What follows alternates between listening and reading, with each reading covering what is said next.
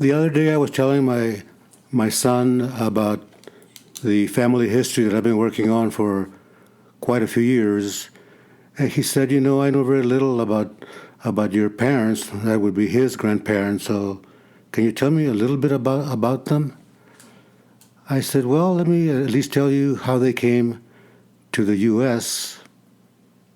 My father and my mother were both born in Mexico. Their parents, of course, were from Mexico. My mother was born in the town of Durango, the city of Durango, in the state of Durango.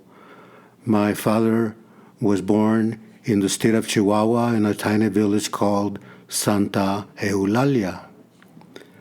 My mother, when she was very, very young, lived with a very abusive father. She and her two brothers and sister. And the father was very abusive, so frequently the neighbors would come and rescue the children from the very abusive father when he would go crazy sometimes or because of drinking too much. So one day the father was as abusive as ever, as drunk as ever.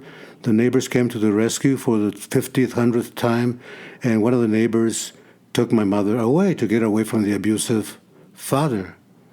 And she wound up staying longer and longer with that neighbor because this was a common occurrence.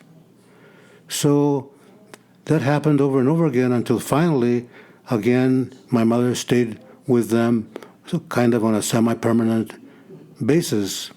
One day, the family that she was staying with decided it was time to move to seek a better life, like continues to happen with many immigrants from Mexico these days. So that family decided it was time to move, and they moved from the city of Durango to Juarez, again seeking a better life. When it came time to cross over into the U.S., the neighbors that had taken her in had no problems crossing to the U.S. because they had all the proper documents.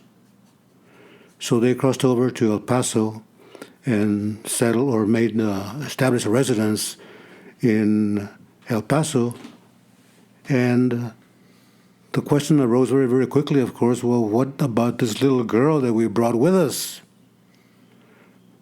Well, the problem was that my mother had no papers whatsoever because till the day she died, she had no idea when she was born.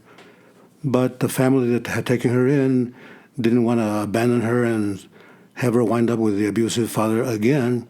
And so they paid someone $2 to carry her across the Rio Grande River to come over to the U.S.